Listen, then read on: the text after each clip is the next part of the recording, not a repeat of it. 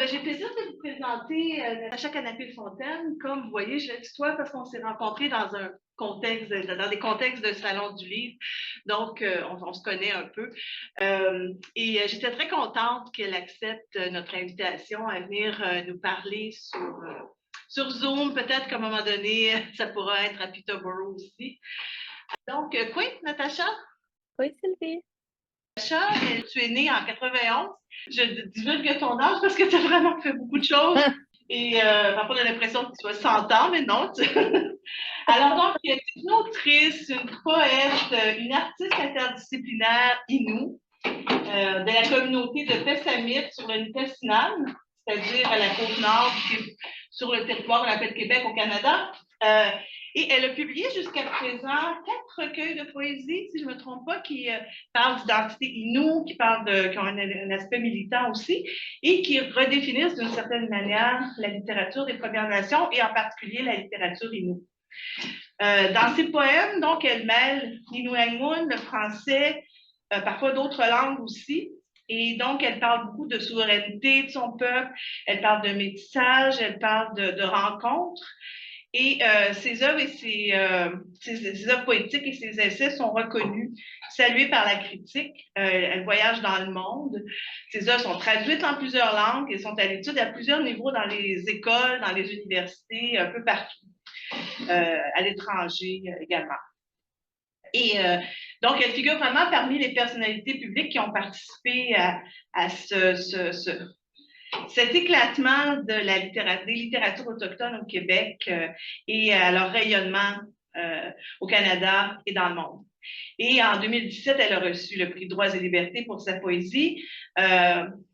En 2021, elle a publié aussi, elle ne fait pas que de la poésie, elle a publié des essais, mais elle a publié aussi en 2021 son premier roman, Nawe Takwan, Un silence pour un bruit, aux éditions XYZ, avec des thèmes où elle parle du retour à soi, du voyage, la rencontre d'autres peuples autochtones, du territoire, de lyrisme et d'art. La même année, elle a été promue au grade de chevalier de l'Ordre des arts et des lettres de la République française. J'ai appris ça en ligne et bravo. Donc, en 2022, son premier recueil, N'entre pas dans mon âme avec tes chaussures, qui avait été publié chez Mémoire d'Encrier en 2012, a été réédité chez Prise de parole sous le titre J'achève mon exil pour un retour tremblant. Alors, la première question que je te pose, elle est simple. Est-ce que j'oublie quelque chose? Est-ce qu'il y a autre chose que tu aimerais nous dire de toi? Qu'est-ce qui est significatif pour toi dans ce que j'ai dit? Ça n'a pas été updaté, mais depuis un an, oui, c'est ça, plus d'un an, j'enseigne la littérature autochtone à l'École nationale du théâtre du Canada à Montréal. Je suis vraiment contente d'avoir cette opportunité-là. Puis c'est assez significatif pour moi en ce moment, là, mais quoi d'autre? C'est tout. Donc, j'imagine, on pourra en parler tout à l'heure, mais j'imagine que ton enseignement vient aussi parce que j'ai parlé de toi comme poète, comme quelqu'un qui publie, mais tu es aussi quelqu'un qui fait de la littérature orale aussi, qui pratique beaucoup aussi les arts vivants. Alors, j'imagine que ça va dans cette lignée de ton travail. Ouais. Ben, ça va. Je vais en parler tout à l'heure, mais par exemple, la poésie, quand on m'en parle, ça remonte déjà à un peu loin pour moi, même si la poésie fait partie de ma vie tous les jours, d'une manière ou d'une autre, autant professionnellement que personnellement. Mais j'ai publié mon dernier recueil en 2018. Je n'ai pas publié depuis. C'est sûr que j'ai fait autre chose. Je suis plus dans la fiction, mais de toute façon, l'écriture de la poésie provient du slam, de la récitation poétique de toute façon, sur scène, et des arts de la scène. Donc, pour moi, c'est toujours très relié. De toute façon, donc, c'est vrai que ce travail-là à l'École nationale, mais ça fait juste beaucoup de sens. On va quand même te faire parler d'écriture ici. On est dans un cours d'études françaises où on en entend aussi. On essaie quand même de tenir compte aussi de la pratique orale parce qu'elle est importante. Mais j'aimerais ça que tu te replonges dans tes années d'écriture plus anciennes. D'où ça te vient? C'est vraiment une question de base. D'où te vient l'écriture? D'où ça t'est venu? Comment est-ce que ça a commencé? Quelle a été la petite étincelle qui a fait que tu t'es assise et tu as écrit de la poésie? Ça remonte vraiment au secondaire pour moi parce que, enfant et adolescente, je vivais des choses assez difficiles à la maison. Plus tard, j'apprendrai que ça provient du fait que ma génération, on est deuxième génération survivante des pensionnats. Donc, la génération précédente n'a pas eu des parents. Donc, vous pouvez un peu imaginer la situation. Donc, dans mon cas, je comprenais pas qu'est-ce que je vivais. Je comprenais pas toutes les émotions reliées avec toute cette situation. Mes parents m'avaient jamais, à ce moment-là, ne me parlaient pas de fierté autochtone ou d'identité parce que c'était pas le discours à l'époque. Et pourtant, c'est juste dans les années 90-2000, ça fait pas si longtemps que ça. Mes parents ne connaissaient pas plus leur culture ou leur histoire du fait que leurs grands-parents n'avaient pas de temps parlé non plus. Et pourtant, tu sais, ces derniers temps, de, par différents projets, je me rends compte que mes parents ont beaucoup plus de savoir que même le disaient avoir. Et, et, et ce que je trouve aussi, c'est que mes grands-parents, finalement, faisaient aussi énormément de travail pour la culture. Mais je sais pas comment expliquer. Des fois, tu sais, justement, quand c'est ton identité, et que tu travailles dans ce sens-là, c'est pas, ça ne semble pas aussi important que maintenant quand, de nos jours, tu sais, quand on parle de personnes autochtones, on est tous en train de travailler pour la culture et la langue parce que soit on ne parle plus la langue, soit on ne connaît pas nos cultures, fait que ça a une signification beaucoup plus grande, ce rapatriement-là des connaissances. Et, mais en fait, je pense que les dernières générations, comme elles étaient occupées, je pense à réagir ou à vivre certaines violences, à subir certaines violences, surtout étatiques, politiques, sociales, de tout bord, tout côté, ben, la fierté, la culture, la langue n'était pas du tout au premier rang des priorités, ce qui est différent pour ma génération, par exemple. Donc, pour moi, ce que je vivais était incompréhensible. C'est sûr, des fois, par les films, tu sais, dans la culture populaire, on a l'impression que si on a un petit peu la petite étudiante étrange dans un coin, mais c'est normal qu'on se fasse mettre de côté par le reste de l'école. Puis un jour, j'ai compris que c'était pas parce que j'étais juste weird, c'est juste parce que je suis autochtone. Fait qu'il y avait comme une autre addition à, à la réalité. Euh, Puis comme je comprenais vraiment pas, puis que je savais pas comment m'exprimer, le français était ma deuxième langue. Je la maîtrisais, mais pas assez pour exprimer les émotions, par exemple. Pour moi, c'était très difficile juste mettre un mot sur les émotions. Donc, éventuellement, c'était dans des cours de littérature que j'ai entendu parler de certains poètes québécois, les cours de littérature et imaginaire, je sais plus comment ça s'appelle au secondaire, mais puis ça m'intéressait pas du tout à ce moment-là. Mais à un moment donné, ce qui m'avait vraiment sonné, je sais pas comment on dit, ce qui m'avait donné la cloche à l'oreille, je sais pas plus comment on dit ça, mais c'est quand on me parlait d'Émile Nelligan, par exemple, puis qu'on on analysait un de ses poèmes. Euh, Puis que j'ai entendu la prof dire, en fait, ce poète a vécu certaines choses à l'époque, blablabla, dans sa vie personnelle, normalement, assez difficile, mais il pouvait pas en parler, il pouvait pas les dire. Mais on sait aujourd'hui qu'il a vécu telle chose ou telle chose. Il y en a plein d'autres qu'on sait pas. Et dans cette phrase-là, c'est ce qu'il voulait dire. Dans cette autre phrase-là, c'est ce qu'il exprimait, etc., etc. Puis là, elle disait à l'époque, personne ne savait qu'est-ce que ça voulait dire. Et c'est sûr que moi, ce qui m'avait vraiment le plus intéressé là-dedans, c'est le fait de pouvoir utiliser des mots sans dire la vérité ou la réalité. Et à ce moment-là, je me disais, j'ai besoin de dire ma vérité, ma réalité, mais sans que personne, sans me mettre en danger, sans que personne soit visée ou sans que personne sache, en fait. J'avais besoin de m'exprimer sans que personne comprenne. J'ai utilisé la poésie tout de suite pour exprimer ces émotions-là. Mais comme c'était drôle, c'était l'espèce de self-awareness. Comme je me trouvais pas très bonne, et je me suis dit, je vais attendre quelques années, je vais me remettre à la poésie. Mais j'avais aucune ambition. En fait, j'avais pas de, tu sais, secondaire 3 secondaire 5 non, 4 5 Non, 3 et 4, c'est ça. Et 5 éventuellement, mais c'est les années où on commence à nous demander, surtout au Québec, qu'est-ce que vous voulez faire dans la vie? Vous devez vous préparer pour le cégep. Après, choisir votre programme universitaire, non, pré-universitaire qui va vous amener à l'université. Tu sais. Puis là, tout d'un coup, c'était des grosses questions parce que justement, c'était pas ma priorité. J'avais juste hâte que l'école secondaire finisse puis juste sortir de ma situation. Fait que j'avais aucune idée du futur. Donc, pour moi, la poésie était aucunement une ambition. Puis l'autre aspect que j'ai trouvé entre-temps, mais c'était le dessin. Entre-temps, dans d'autres cours, c'était à peu près la même chose. J'ai découvert que dessiner, créer des histoires, créer des personnages allait être une façon pour moi, encore une fois, d'exprimer des choses sans les dire. Donc, ces années-là, à partir de 14-15 ans, c'est devenu les années, je dirais, où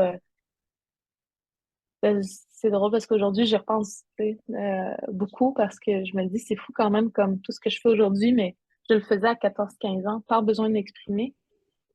C'est vraiment la création dont tu parles. Au fond, c'est la poésie, mais c'est aussi, tu disais que tu dessinais, alors il y a vraiment, c'est plus la création finalement que j'entends dans ce que tu dis, peu importe la forme, là.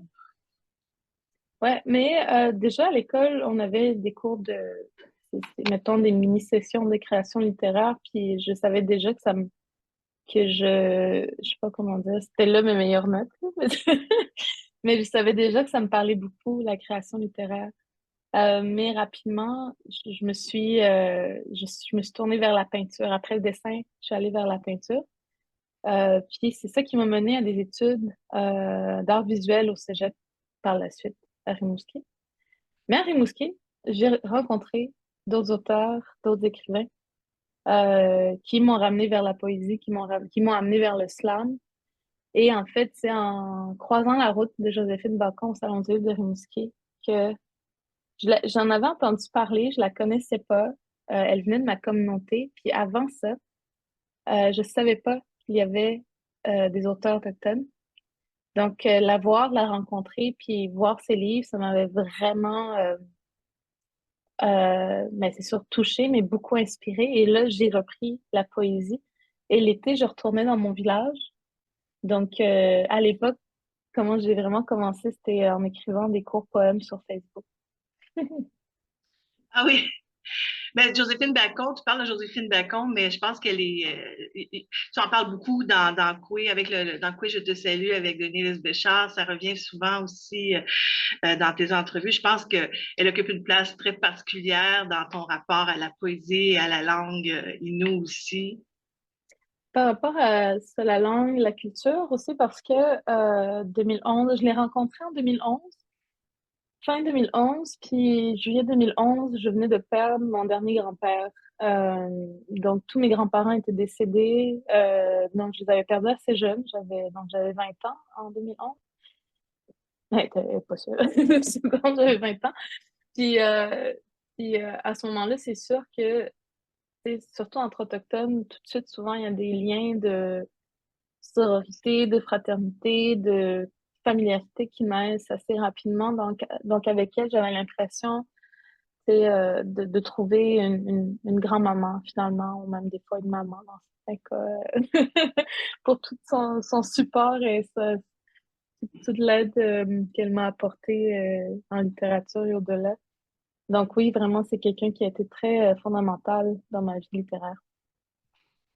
D'accord, ben merci, ouais, Et, tu parles de poésie, tu parles de langue, de cours de français, tout ça, mais en même temps, parfois, quand tu parles de poésie en français, tu dis que c'est un peu un emprunt je sais pas si tu es encore d'accord avec ce que tu disais il y a, je sais pas, 7 8 ans, mais que c'était un style emprunté aux Européens, mais c'était quelque chose que tu utilises aussi autant que tu la pratiques.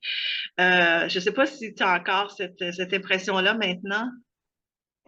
Ah, c'est une bonne question. Ça fait longtemps qu'on n'a pas parlé de... C'est drôle parce que, bon, là, je réfléchis bien fort. Non, mais c'est vrai à l'époque, parce que ce que j'entendais, c'est qu'on parlait de littérature ou de poésie ou d'écriture, c'est surtout parce que, tu sais, à l'époque, mettons, si on revient vraiment en 2011, il y avait juste Naomi qui venait de publier, puis Joséphine. qu'on connaissait qui avait publié. Joséphine avait publié en 2009.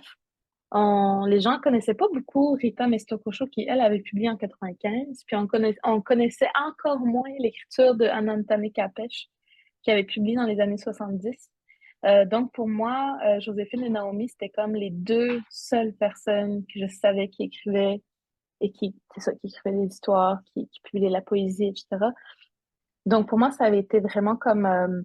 c'est quelque chose ma rencontre avec ces deux-là avait ouvert mon monde, ça, c'est sûr. Bon, je venais de la Côte-Nord. À l'époque encore, tu sais, j'avais fait un court passage au cégep à Bécomo, par exemple, mais il n'y avait pas beaucoup de programmes d'études. Il y avait Sept-Îles, mais tu sais, c'était genre 3 heures à l'intérieur de la Côte-Nord. C'était s'éloigner encore plus. Il y avait juste le cégep, un petit peu plus de programmes, mais tu sais, j'avais fait le choix d'aller à Rimouski, entre autres, parce qu'il y avait beaucoup plus de diversité de choix.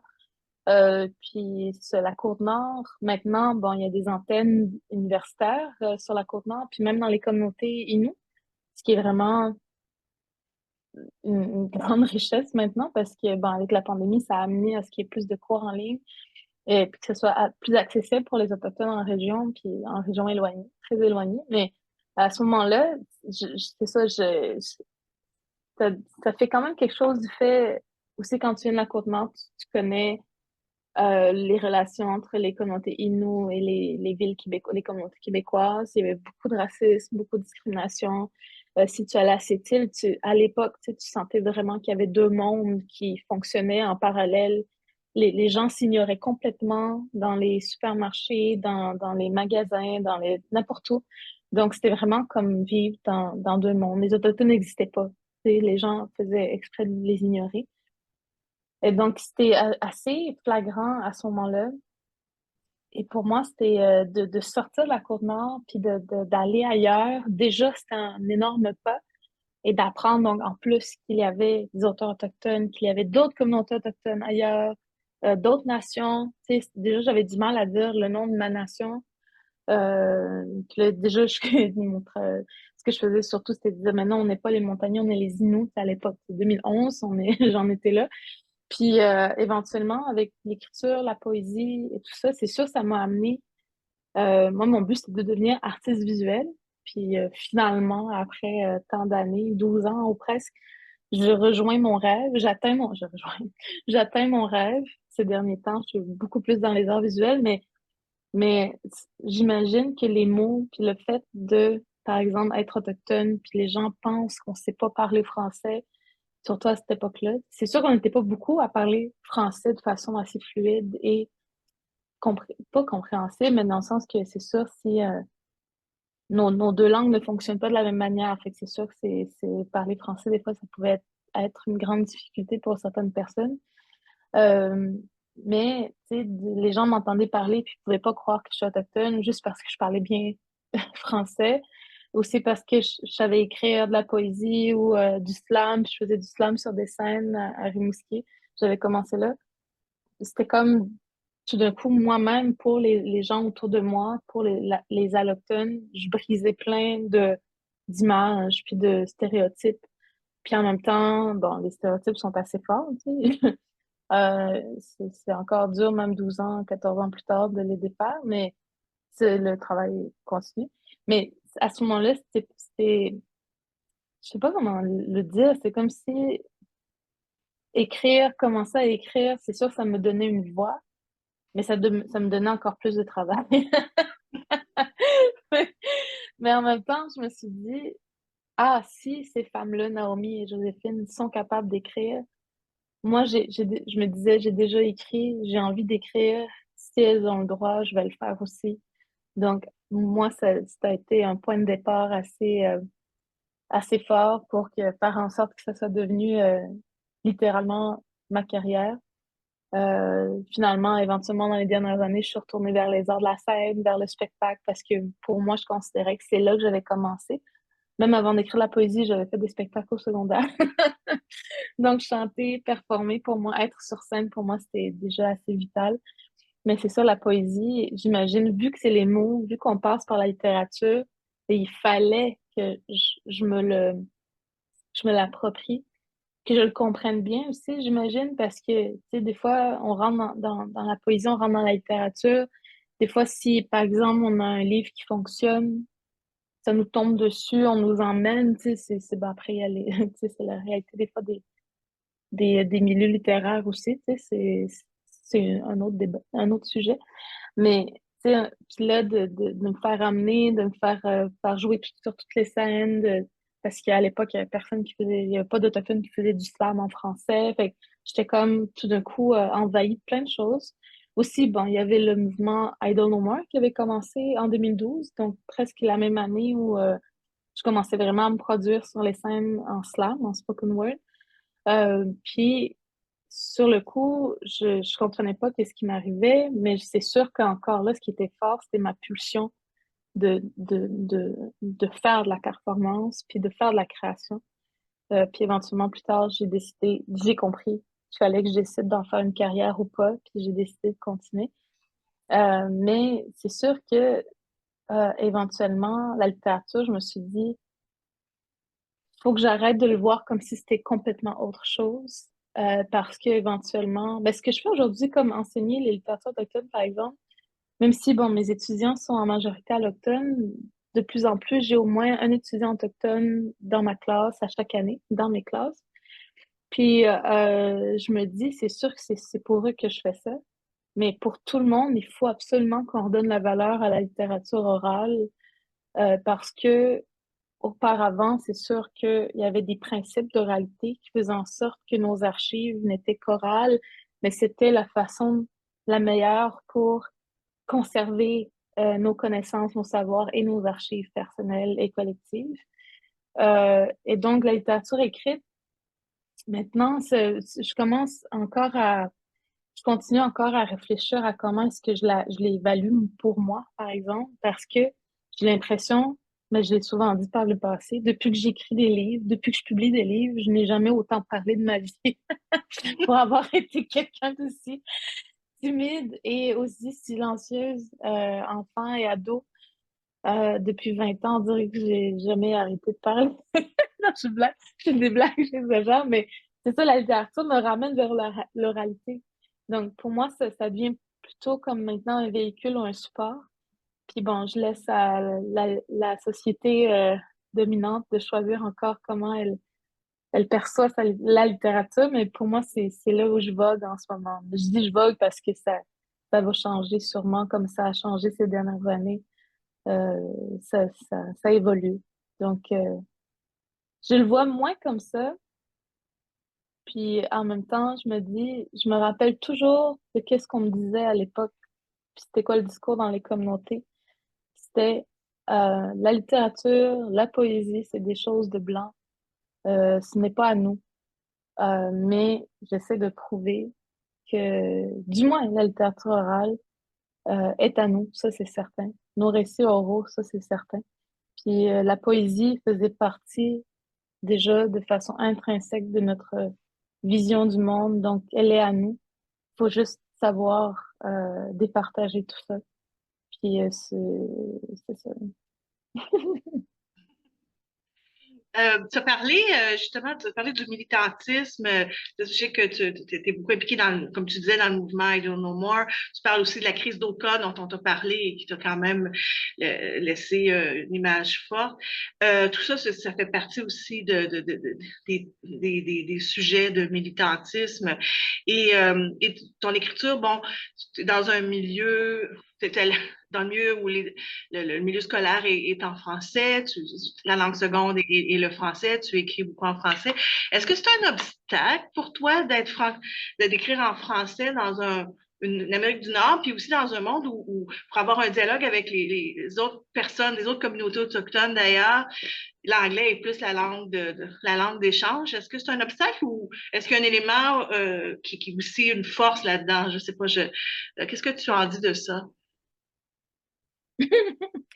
Mon cerveau est allé directement, j'en ris parce que j'étais allée directement à l'idée de, mon Dieu, c'est une grande question. J'aime ça qu'on me pose des questions qu'on me pose jamais. Mais il y a des questions qu'on me pose, mais pas sous ces angles-là, comme Sylvie l'a fait, donc, wow. Non, mais c'est sûr qu'il y a une question politique derrière la question de la langue. Parce que c'est sûr que éventuellement, des fois, moi, même c'est une certaine critique personnelle que j'ai envers les autres auteurs autochtones, mais tu sais, je veux dire, étant moi-même, tu sais, enseignante, je me permets de critiquer. Tu sais, étant militante aussi, dans le sens, je veux qu'on évolue, puis j'aimerais qu'on regarde toutes nos options, tu sais, pour voir comment on va évoluer ensemble. Puis, mais bon, il y a des gens qui sont super confortables de rester en français. Il y a des gens qui ressentent pas le besoin d'être en connexion avec d'autres communautés pour mieux apprendre, mieux échanger, tout ça. Mais bon, ça, c'est pas grave, là, je veux dire, c'est juste mon point de vue, c'est sûr, ça a été éventuellement pour, je pense, non seulement survivre en tant qu'écrivaine, en tant que créatrice, mais aussi à une époque où, tu sais, moi, j'ai commencé en 2012, fait qu'éventuellement, les gens, tu sais, ceux qui commençaient à créer après ou à publier après dans les années suivantes, il y en a qui ont commencé leur carrière un peu plus tard, tu sais, donc c'est pour moi, éventuellement, je me suis dit, qu'est-ce qui reste à faire, tu sais, what's next, tu sais, c'est quoi que je devrais faire, qu'est-ce que je devrais aller chercher, quelles connaissances est-ce que je devrais aller chercher. Donc, pendant longtemps aussi, à part, tu sais, Naomi et Joséphine, j'avais pas de modèle au Québec. J'avais pas de modèle autochtone, même dans d'autres domaines. Je connaissais très peu de gens qui s'étaient vraiment démarqués. Euh, tu sais, ça parle aussi du fait que, par exemple, toutes les femmes autochtones qui ont travaillé à faire obtenir, tu sais, à ramener le statut autochtone dans les familles, des femmes autochtones qui ont eu des enfants avec des allochtones et qui ont perdu leur statut, par exemple, juste ça. Toutes les femmes qui sont, par exemple, tu sais, des descendantes de femmes qui se sont battues pour le droit de vote des Autochtones au Canada, qui continuent leur travail sur d'autres façons. Toutes les personnes qui se battent pour les femmes autochtones. En tout cas, tous ces gens-là, tu sais, c'était déjà dans nos milieux. Comme moi, quand je suis arrivée à Montréal, c'est pas comme si j'arrivais dans un no woman's land, je veux dire, mais tout le monde était là. C'est juste personne leur donnait de la reconnaissance. Et moi, le plus possible, j'essaie de faire ça quand je suis en représentation, en conférence, tout ça pour dire que, mettons, dans certains cas, je vais voir des publics, je suis la seule autochtone qui ont vu à la télé, par exemple. Mais il faut que je leur dise qu'il y a plein d'autres mondes, tu sais, je veux dire, ça ferait pas de sens de pas le dire, puis ça ferait pas le sens de faire comme s'il n'y avait pas eu de prédécesseurs avant qui ont fait tout ce travail-là avant nous pour que, par exemple, moi, je puisse faire ce travail-là à mon tour aussi, dans une époque qui est complètement différente de ce que nos prédécesseurs ont connu. Fait que pour moi, c'est important de me souvenir de ça. Puis ensuite, euh, éventuellement, c'est ça. Donc, souvent aussi, comme je cherchais d'autres modèles, j'ai découvert que c'était beaucoup plus du côté anglophone. Déjà, avec Idle No More, je savais que c'était né dans l'Ouest, en Saskatchewan, par quelques femmes, autant allochtones, métis qu'autochtones. Donc, c'était déjà super intéressant puis surprenant de voir cette espèce de rassemblement-là, mini-rassemblement de femmes qui se sont dit, c'est assez.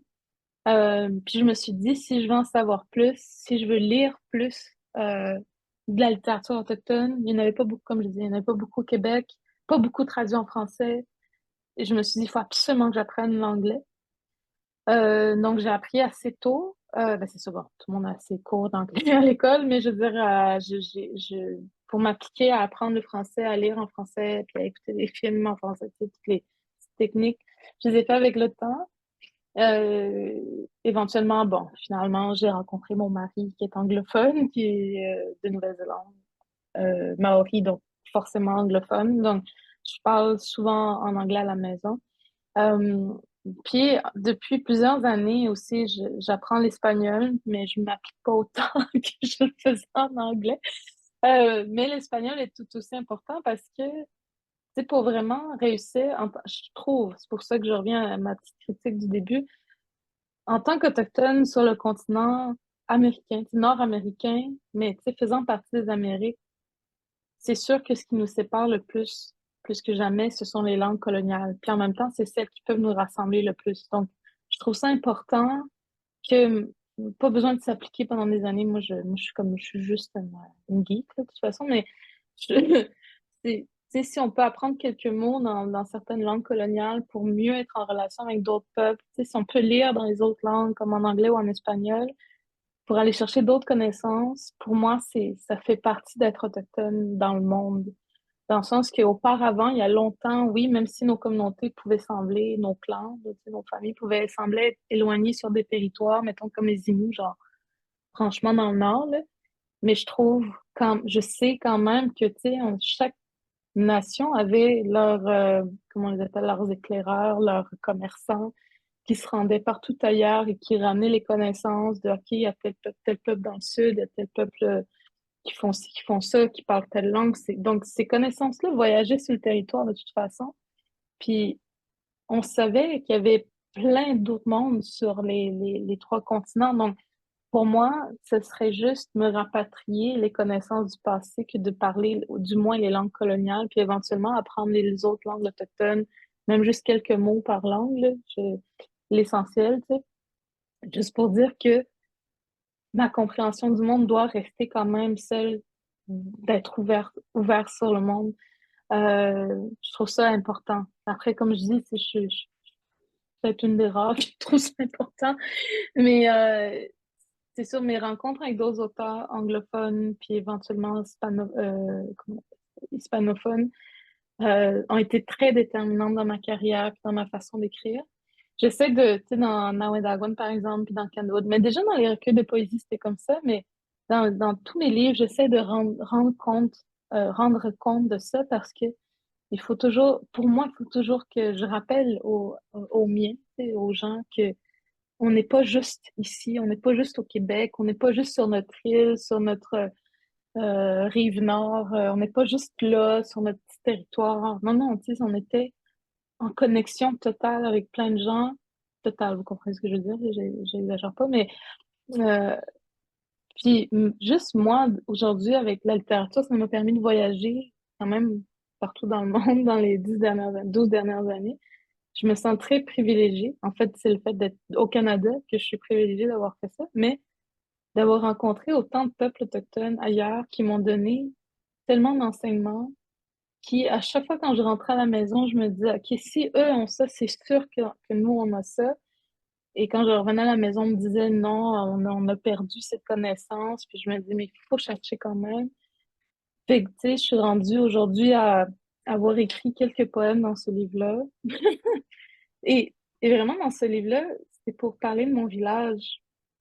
Je l'ai relu dernièrement après être revenue de Pessamit, puis j'ai reconnu mon village au grand complet. Je me suis surpris moi-même. Puis en même temps, quand je reviens, c'est ça, j'ai envie de dire, j'ai, en- voyons, quand je reviens, je redonne, je repose des questions chez moi. Puis quand je repars vers d'autres nations, mais j'ai envie encore toujours de leur donner mon village en mémoire. Puis éventuellement, partout, chacun, c'est mon mari. Comme je disais, il est maori, mais quand il vient chez moi, tu sais, les Maoris n'ont pas de communauté autochtone, ils n'ont pas de réserve, ils n'ont pas de ces bibites-là chez eux. C'est complètement. Leur histoire politique est complètement différente, là, c'est une exception, là, mais il vient chez moi, puis il se sent à la maison, il a l'impression d'être chez lui. Puis moi, quand je voyage dans d'autres peuples, c'est la même chose. J'ai l'impression d'être à la maison. Fait que c'est juste exceptionnel de faire partie d'un peuple où on peut se sentir à la maison partout où on va, tout simplement parce que ben, il y a le peuple, il y a la façon de vivre, la façon de penser, mais aussi je pense que la relation avec le territoire est tellement la même que c'est familier, donc on se reconnaît toujours là où on va. Euh, donc c'est ça. J'ai commencé à aborder le livre. Oui, oui, oui, ben oui, parce que tu le mets en pratique aussi dans ta poésie. Il y a souvent un dialogue entre les Noaïmounes et le français. Il y a tout le temps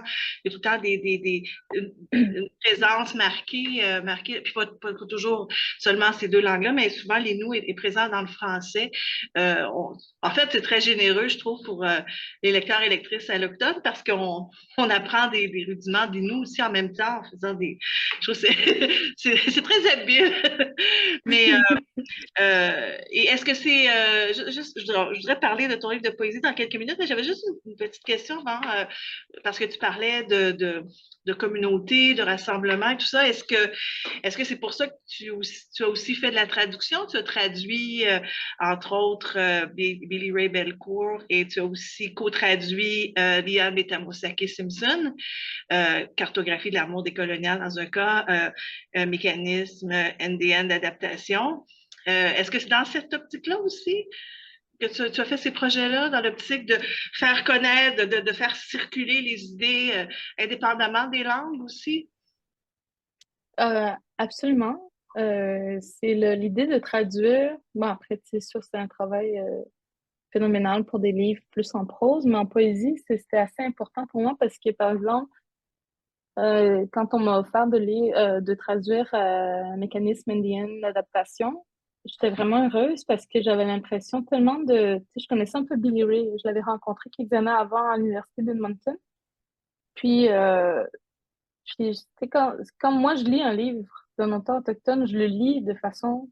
Ben, c'est pour moi, souvent. Je veux dire, l'audience cible, c'est les Autochtones, c'est moi. C'est moi. C'est drôle à dire. Mais, tu sais, fait que je comprends la mentalité derrière un poème chez Billy Ray, par exemple, puis chez Léane, chez d'autres personnes. Donc, tu sais, j'ai pas à faire de traduction mentale que d'autres feraient, tu sais, avec, je sais pas comment dire. Si, mettons, moi, je lis un livre, c'est ça, un livre québécois écrit en français par c'est une personne blanche, tout ça, pour souvent les personnes blanches québécoises aussi, tu sais. Je sais que je lis quelque chose d'autre qui est pas pour moi, qui est pas moi, tu sais. Puis, tu sais, c'est la même chose. J'imagine que les Autochtones ressentent ça quand ils lisent des fois les auteurs autochtones, mais c'est sûr, là où l'auteur réussit souvent, c'est que ça devient tellement universel que chaque personne se sent bien dans la lecture d'un livre autochtone, mais des fois aussi, quand on est vraiment en train de viser notre lectorat, parce que c'est pour eux, elles, qu'on écrit, c'est sûr, ça peut sembler, c'est vraiment quasiment trop intime, puis un peu comme rentrer dans quelque chose qu'on ne connaît pas, mais en même temps, pour nous connaître, c'est important. Tu sais. Autant, des fois, je vais avoir aussi un petit peu la critique de lire des auteurs autochtones, puis de me dire, OK, c'est vraiment pour... Mais des fois, souvent, c'est très clair, là, mais c'est pour les allochtones que ces personnes-là ont écrit. Donc, je vais lire parce que je suis intéressée comment est-ce que le travail a été fait, mais je sais que c'est pas pour moi, par exemple. Donc, je vais pas nécessairement plus me mettre là. Mais tu sais, de toute façon, la littérature, je pense, c'est souvent, bon, autant une façon pour chacun de nous on veut que quelque chose nous remette en question, on veut quelque chose qui va nous faire nous montrer soit une nouvelle vision du monde ou une nouvelle façon de voir le monde du même œil ou du même, de la même lentille, par exemple. Mais pour moi, je me dis, mon besoin à moi, c'est de me reconnaître dans quelque chose qui pourrait m'appartenir et qui ne m'appartient pas encore, comme à l'époque, c'était la littérature. Et participer à traduire Liane, entre autres, et Billy Ray, ces deux personnes qui m'ont énormément inspirée dans mon écriture aussi, tu sais, c'est des trailblazers, comme on dit, ces deux personnes-là. Donc, déjà pour plein, plein d'autres gens, ce sont des personnes qui ont marqué la route. Et donc, pour moi, de participer à la traduction, c'est aussi pour tenter de faire ma place. Bon, je n'ai pas fait plus que ça, mais en tant que traductrice et en tant qu'autochtone, pour dire à tous les autres traducteurs, faites ce travail-là comme je le fais. Tu sais, du moins, faites en sorte, rappelez-vous que ces livres-là ont été écrits pour un lectorat autochtone. C'est pas pour les lectorats non autochtones. Parce que souvent, moi, quand je lisais des traductions auparavant de livres autochtones, j'étais pas capable de les lire parce que je sentais le filtre non autochtone, puis le filtre plutôt occidental de traduire. Tu sais. Donc, je me suis dit, voici, bon, des fois, je suis très, je peux être un petit peu fâchée. Je me disais, voici un travail qui aurait pu se faire autrement, mais que personne n'a vraiment voulu faire de la bonne façon, tu sais. Et là, maintenant, comme les gens savent, je fais la lecture sensible aussi. Des fois, on me demande juste de relire certains mots, mais tu sais, des fois, je lis un petit peu plus, puis je leur dis, bon, mais ça aurait dû être dit autrement parce que c'est pas ça que l'autrice voulait dire, par exemple. Donc, des fois, ils doivent refaire un petit peu le travail. J'essaie de pas dépasser. mes mandats parce que ils veulent pas m'en donner plus que ça, parce qu'ils veulent pas faire lire un livre au complet. Mais c'est très important parce que pour moi, quand je sais que les livres ont été écrits pour les lecteurs autochtones, c'est encore plus important parce que, tu sais, je veux dire, moi, quand j'écris, par exemple, comme pour le Kandut et Nawedagwan, c'est pour les jeunes de chez moi qui se reconnaissent pas dans le monde extérieur, qui ne s'y voient pas, qui peut-être ne se voient même pas en moi parce que j'ai la peau blanche, tu sais, c'est juste de la génétique par rapport, tu sais, mais il y a plein de gens chez moi qui sont bruns, qui sont foncés, qui, qui ne se voient pas dans le monde extérieur, fait que qui ne sont représentés nulle part. Même les Autochtones qu'on montre ne sont pas de leur couleur, tu sais, c'est niaiseux à dire, mais c'est la réalité. Donc, pour moi, je me dis, si du moins je peux les rejoindre par la littérature, leur donner de plus en plus de la littérature à lire, où ils vont se reconnaître puis se sentir bien. Pour moi, c'est mon but. C'est juste de créer de la, c'est ce que j'ose dire, de la safe literature. Peut-être pas non plus, mais tu sais, je veux dire pas tout, tu sais. Je pense, oui, c'est des environnements safe. Parce que des fois, tu lis un livre qui n'est pas écrit pour toi ou par toi, puis par les tiens, je veux dire, puis tout d'un coup, tu vois quelque chose qui t'aurais voulu éviter ou t'aurais voulu ne pas avoir à lire parce que c'est ça. Aujourd'hui, bon, aujourd'hui, c'est plus safe maintenant parce que les gens sont plus respectueux, mais quand même, tu sais, je pense que vous comprenez ce que je veux dire. De toute façon, donc pour moi, la traduction, c'était un peu ça. Euh, mais bon, je suis pas très bonne avec les deadlines, donc souvent en traduction, les gens ont besoin d'avoir des gens qui sont bons avec les deadlines, fait que j'en fais pas plus que ça, mais c'est ça, Billy Ray, ça a été comme un très grand bonheur de traduire ce livre-là.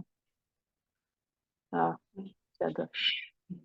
Eh bien, là, on parle des œuvres des autres, mais je veux qu'on t'entende aussi nous lire de ton écriture pour que tu disais ben, que dans ton livre euh, qui est pour ton village, en particulier en pensant à ton village à Pessamit, mais qui nous rejoint aussi. Donc, le travail est réussi. Est-ce que tu voudrais nous en lire un extrait? Puis ensuite, peut-être que je pourrais demander à la classe s'ils ont des questions pour toi. Moi, j'ai d'autres questions, mais je vais pas être la seule qui pose des questions. Donc, mais je vais te laisser lire l'extrait, puis ensuite, on reviendra avec des questions pour toi.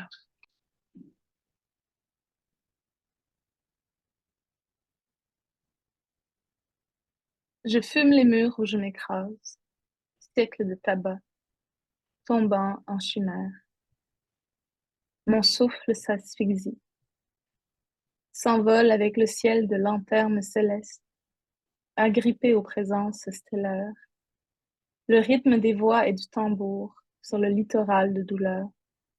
J'ai oublié l'odeur du cuir séché, décor d'exode, mon cœur. Le parfum des brasiers enlace mon vêtement, incendiaire Majdo. Il mène à la barre du jour, la brise perdue, immensité ivre, l'hiver fumé. Je repars. Mes os sur un feu traduit, une autre langue, le panache de la proie courante. Le canon s'égare à la suite des anciens rites. Sans toi, je meurs de faim.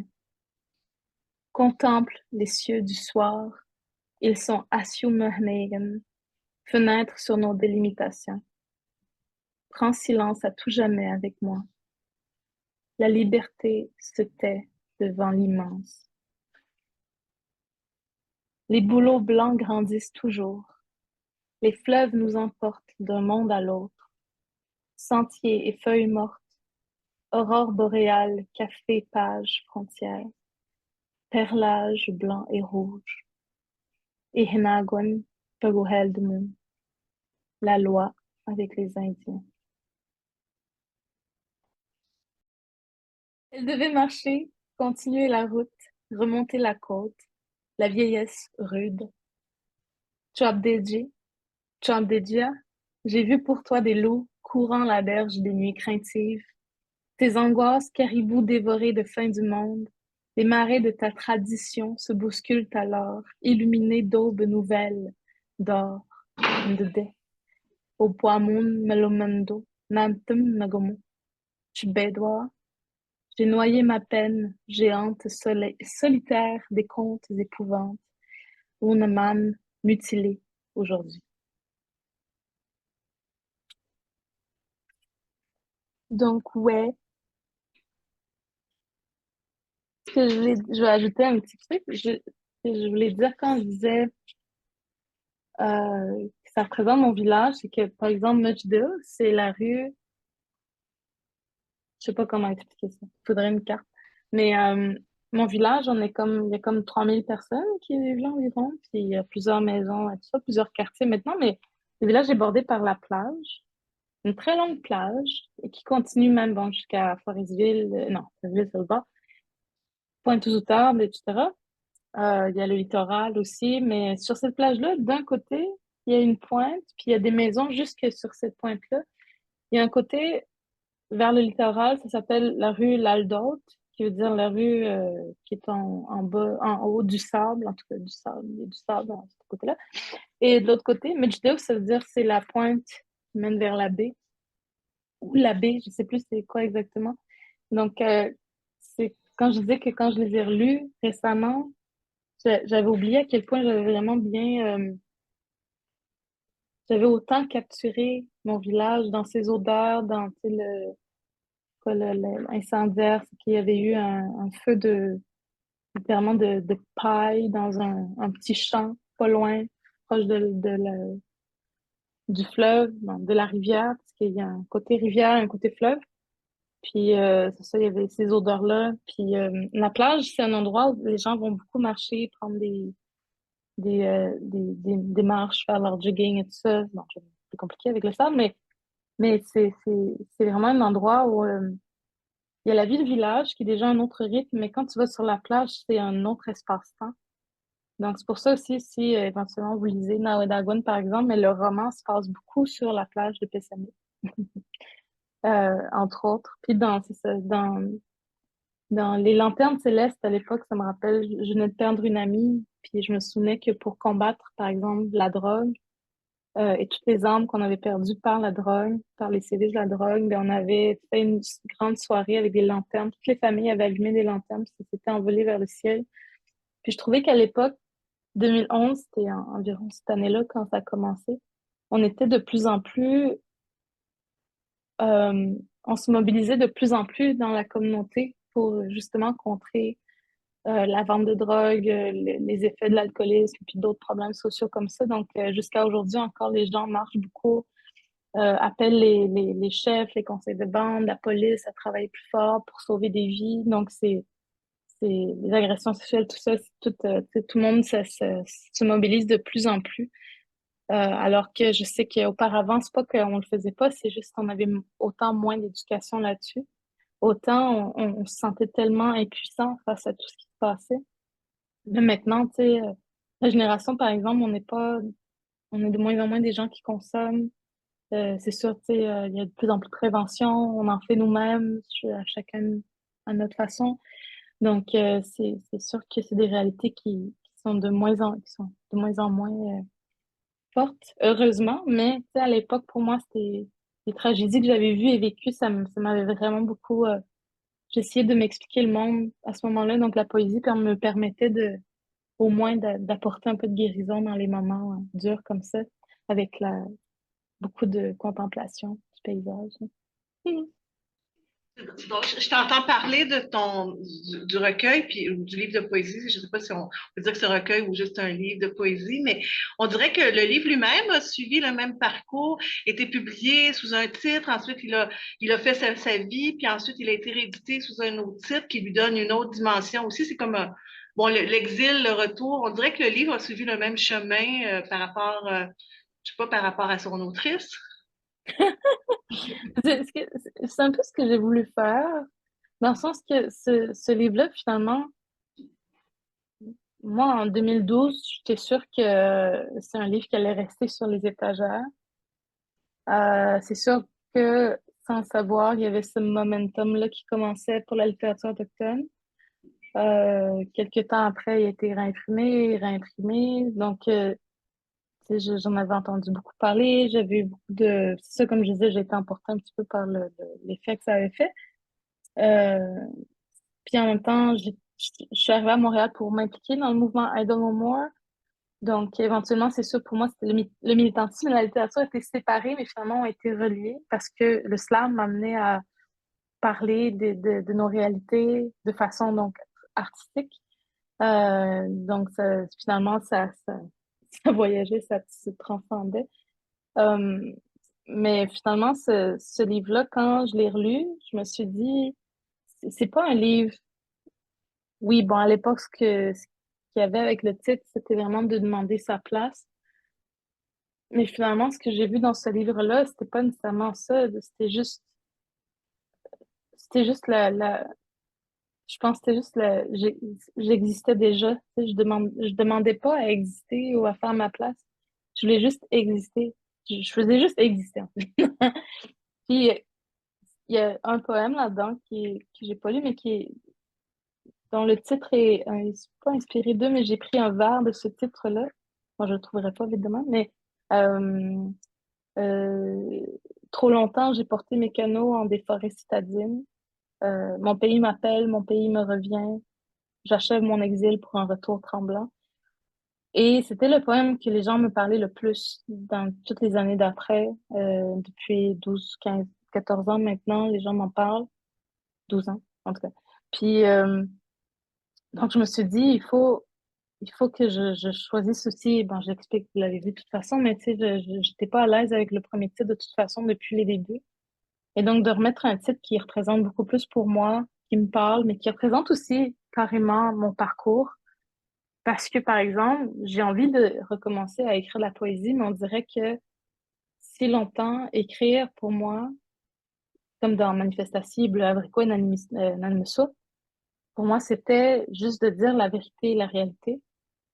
Mais au départ, tu sais, quand je relis ce livre-là moi-même, je me dis, mais c'est pas du tout ça que je faisais non plus. Tu sais, j'avais juste besoin de dire ce que je voyais, mais il n'y avait pas de besoin urgent quand j'écrivais de la poésie, comme quand je peignais, de démontrer quelque chose. Alors que dans les recueils d'après, mon besoin, bon, c'était influencé par mon travail de militantisme, puis Idle More, puis le slam et tout ça. C'est des manifestes, carrément, ce que j'ai écrit. Bon, ben, après, c'est normal, là, c'est logique dans mon parcours, mais quand je relis ce premier livre-là, quand je l'ai relu pour la réédition, par exemple, ça faisait des années, j'avais fait exprès de pas relire parce que j'avais peur que la petite fille de 20 ans avait écrit pas vraiment quelque chose de si bon que ça, puis que les gens exagéraient à l'époque. En tout cas, des fois, en tout cas, quand les gens cherchent un pantin, je vais pas aller plus loin.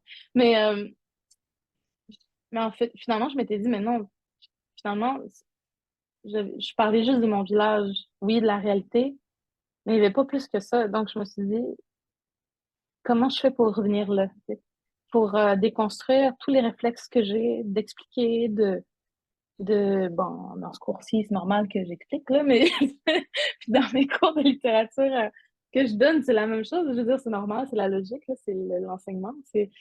Mais moi, avec moi-même, pour écrire dans mon processus créatif, j'ai pas besoin d'expliquer rien, tu sais, à moi-même. Mais on dirait que quand je veux écrire, je pense déjà au public, alors qu'il n'y a pas de public encore. Puis j'en veux pas pour l'instant parce que j'écris quand même depuis 2018, mais je le fais vraiment pour le plaisir et pour moi. Bon, c'est sûr, avec les années de militantisme viennent certaines expériences. Donc, c'est sûr que, surtout à une époque avant MeToo, il y avait certaines expériences et certaines façons de voir les femmes, de traiter les femmes dans le milieu littéraire, dans les différents milieux artistiques, dans le monde en général. Donc, c'est sûr que j'ai des traumatismes de ces expériences-là. Donc, écrire de la poésie, pour moi, est encore difficile dans le sens de encore une fois, comment j'enlève cette couche-là? Comment j'enlève la militante? Comment est-ce que je reviens juste à la poète? Tu sais? C'est le travail que je fais en ce moment. C'est pas facile. En même temps, c'est bien parce que je pense que des fois, ce que ça dit, c'est qu'on peut vraiment se laisser influencer, soit par le travail qu'on fait, soit par les gens qui nous entourent, sans qu'on le sache. Autant des fois, quand on est plus jeune, on veut aussi appartenir à un groupe, on veut, puis en même temps, dans la littérature, c'est un peu ça, c'est de se faire donner de la valeur parce qu'on écrit par les autres écrivains. des fois, on veut rester dans cette valeur-là, on veut rester dans les yeux des autres, tu sais, on veut exister. Puis à chaque fois, je me dis, mais c'est pas pour ça que j'écrivais. Tu sais, après, chaque milieu a ses défauts. Puis je me dis, comment est-ce que je reviens juste à la créatrice et à la poète? Euh, Mais ce qui est bien, parce que je me dis, quand on évolue, comme écrivain, je pense qu'il faut absolument se reposer ces questions-là, non seulement de temps en temps, mais toute sa vie, de temps en temps, toute sa vie, carrément. De se refaire des bilans, de se questionner pourquoi j'écris, pourquoi je fais ça? Est-ce que ça a encore du sens pour moi? Si dans 5 ans, ça n'a plus de sens, tu peux arrêter, tu te reposes la question 5 ans plus tard. Ah, ça a du sens pour moi, j'ai retrouvé le sens de ça, tu peux recommencer à écrire. Donc, pour moi, là, moi, je fais des bilans à chaque 5 ans. Je me dis, est-ce que ça sert vraiment à quelque chose que je fais? Est-ce que ça me sert à quelque chose? Tu sais? C'est sûr qu'il faut que ça me serve toujours. Mais c'est sûr que quand il y a des besoins autour de soi, euh, et- comme pour moi, je vois vraiment mes 10 premières années de vie littéraire comme répondre à un besoin autour de moi, tu sais, répondre aux miens, répondre à des besoins de déconstruire, de détruire les idées sur les Autochtones, puis d'exister dans la littérature. Mais maintenant, euh, je me dis, comment est-ce qu'on fait juste exister sans avoir besoin de s'expliquer au monde? Puis c'est là-dedans que je suis en ce moment. Mm. C'est intéressant que le même livre serve à la fois d'entrée et d'étape, d'espèce de bilan temporaire pour aller ailleurs ensuite. J'ai posé beaucoup de questions. Peut-être qu'il y a des questions dans la salle. Je ne sais pas si on va vous entendre au micro, vous me le direz, mais qui aurait des questions? Quelqu'un aurait des questions? Vous avez lu le recueil, donc vous le connaissez bien. Par rapport à ce que Natacha a dit de son recueil, en général, de son écriture, est-ce qu'il y a des questions qui vous viennent? Je sais que c'est gênant. Mais moi, on ne reste pas très longtemps, mais j'ai peut-être une question. Puis je pensais que vous la poseriez, la question, parce que je remarquais, on a dans le cours, on a lu d'autres. On est à la mi-session, donc on a déjà lu quelques autres textes de littérature autochtone de différentes personnes de différentes nations. On a vu un film d'Alanis Obomsawin, on a lu Georges Sioui sur l'histoire. Et justement, tu parles beaucoup de cercle dans ton recueil. Tu dis que tout est un cercle et tout ça. Et je me demandais si ça n'allait pas intriguer le groupe parce que je sais que Georges Sioui en parle beaucoup aussi. Est-ce que pour toi, c'est un symbole important ou une vision du monde carrément? J'adore, j'adore Georges oui parce que c'était, mais vous savez, un des premiers à écrire la philosophie autochtone en français. Puis je l'enseigne aussi dans mon cours. Donc, c'est justement, d'ailleurs, je relisais, comme je recommençais l'année avec mon nouveau groupe à l'École nationale, sur ce qu'il disait sur le cercle. Puis, lui, il avait vraiment réussi à faire une espèce de synthèse de différentes façons de voir le cercle. Puis en même temps, l'essentiel est là dans ce livre-là, dans le livre pour une auto-histoire autochtone. Puis en même temps, dans J'achève mon exil, autant le titre, c'était voulu, c'est signifier le retour ou la fin d'un cycle, puis recommencer un autre. J'achève mon exil pour un retour tremblant. Euh, Même la phrase elle-même est comme, tu peux ne pas la comprendre, c'est normal. Mais il y a beaucoup de ça parce que quand je suis revenue, moi j'ai écrit ce livre-là juste après être revenue chez moi pour y vivre pendant 1 an et demi, presque sans sortir de là, au moins 1 an sans sortir du village, euh, parce que j'avais pas de voiture, parce que j'avais pas envie de ressortir à l'extérieur dans le monde étranger, quasiment, dans le monde dominant, où j'avais grandi une petite partie de ma vie, puis que finalement j'avais envie de rejeter totalement. Fait que être dans mon village, c'était comme, OK, j'ai juste envie de revenir à qui je suis réellement, puis parce que je connais pas cette Natacha-là qui vient de Pessamit. Euh, En même temps, mes parents sont tous les deux de Pessamit, mais je me connaissais pas mon village. Je pouvais pas décrire les gens de mon village, donc j'avais vraiment besoin d'y retourner. Mais tout dans le village, puis aussi dans toutes les autres communautés autochtones, quasi sans exception, j'ose le dire de cette manière, il y a comme autant les bons côtés et les mauvais côtés d'une circularité. il y a le rythme, il y a les cycles. Tu sais, la vie en village, si vous venez d'un village, vous comprenez ce que je veux dire. Tu sais, il y a quand même des choses assez cycliques dans un village. Des fois, si les gens, il y a, tu sais, il y a beaucoup de gens qui restent là toute leur vie, mais qui vivent, qui font face au même cycle constamment toute leur vie. Tu sais, quand on vit en ville, on a l'impression que c'est linéaire, hein, c'est extrêmement linéaire. Quand on est à l'école, c'est linéaire, hein, on voit juste un but, puis après, on verra ce qui se passe après, à moins que vous savez ce que vous voulez faire déjà, tu sais. Mais, tu sais, voir ce qui se passe après, vous allez le voir après, tu sais. En ce moment, vous avez un but, c'est de finir l'école, par exemple. Je veux pas vous... No pressure. Mais, tu sais, c'est linéaire. Fait que quand je suis retournée dans ma communauté, puis à chaque fois que j'y retourne, je remarque à quel point, bon, déjà, être ensemble, être en communauté, le sens est complètement horizontal, il n'y a pas de hiérarchie. Même tu sais, dans certains lieux de travail, c'est normal. Bon, tu sais, des fois, on parle de violence latérale, on parle de compétition. Tu sais, c'est normal dans tous les milieux de travail, mais souvent, j'entends les gens, quand ils veulent dénoncer ces situations-là, par exemple, soit au conseil de bande ou dans d'autres, mettons, lieux professionnels, les gens sont comme, je sens souvent que les gens sont, je sais pas comment dire, s'imbriquent vraiment contre l'hiérarchie parce qu'on se dit, ça vient pas de nous, ça littéralement, ça vient pas de nous. Tu sais, il n'y avait pas de hiérarchie, il y avait réellement qu'une vie à l'horizontale, dans le sens que pour survivre dans le bois, de toute façon, il faut absolument que le chef soit, par exemple, s'il y a un chef, c'est tout simplement un porte-parole, c'est quelqu'un qui a été choisi par la communauté, dont on sait les capacités de prendre des décisions rapides ou de faire le consensus. Mais souvent, c'est une personne qui va mener le consensus, qui va mener la communauté à être d'accord, tu sais, avec elle-même ou avec, tu sais. Puis chaque membre a le droit euh, individuel à l'expression et ce droit-là est important pour la survie du groupe. Sinon, si chaque, tu sais, si chaque personne n'a pas l'occasion de s'exprimer, puis qu'on essaie de mener le groupe quand même jusqu'au bout, jusqu'au bout de l'itinéraire, mettons, dans le nord, tu sais, en plein hiver, tout ça, ça risque de mener à des frustrations, ce qui risque de mener à des problèmes dans la communauté, ce qui risque de mener finalement à de grandes difficultés, puis à la non-survie de la communauté. Fait que, tu sais, c'est mieux de régler les problèmes tout de suite avant d'entamer un énorme voyage comme ça. Donc, je me dis, autant, des fois, dans une communauté, justement, ça peut être cyclique, ça peut être sans fin.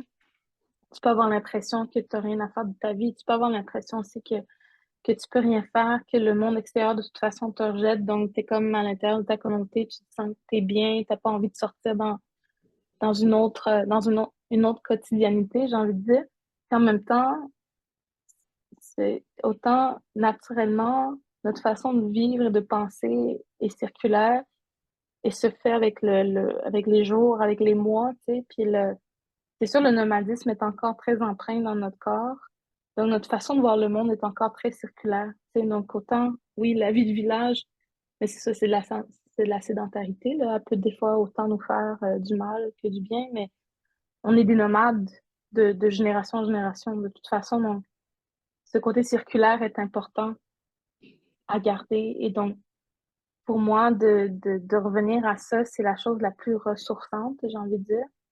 Et quand je retourne dans mon village, je me sens bien. Puis quand je retourne en ville, de plus en plus maintenant, ça me fait du mal. Je sais pas comment l'expliquer. Ça me rend pas, ça me fait pas de mal, littéralement, mais je me sens pas bien quand je reviens dans la ville. Donc, je me dis, OK, il y a vraiment quelque chose d'autre en moi qui est en train d'essayer de dire quelque chose. Mais c'est ça, dans la poésie, donc c'est important pour moi de ramener vraiment ce côté circulaire. Merci, je trouve que c'est intéressant en fait, je trouve que ça ferait une belle conclusion, mais je vais quand même laisser l'occasion, une dernière chance de poser une question à quelqu'un. C'est votre dernière chance, hein? Oui, ben, je pense que, je ne sais pas si tu as entendu, mais ce que tu as dit a répondu à beaucoup de leurs questions aussi, ça c'est bien. Peut-être que aussi, ben, il y a l'idée du retour et du cycle, alors pas du cirque, du cycle. Du cirque. pas la même chose. Donc, peut-être qu'il va falloir que tu reviennes parce qu'il me reste à peu près 25 questions à te poser. Tout ce que tu as dit a ouvert 25 autres questions et c'est parfait comme ça parce que l'esprit continue de travailler. Je ne sais pas s'il y a des questions. Là. Il y a deux personnes qui sont en ligne, Isabelle et Vinciane. Est-ce que vous avez des questions? Non? Alors, ben écoute, je te remercie beaucoup de ta générosité, de ta présence sur notre écran. Tu vois pas, mais tu occupes une grande partie de la salle ici.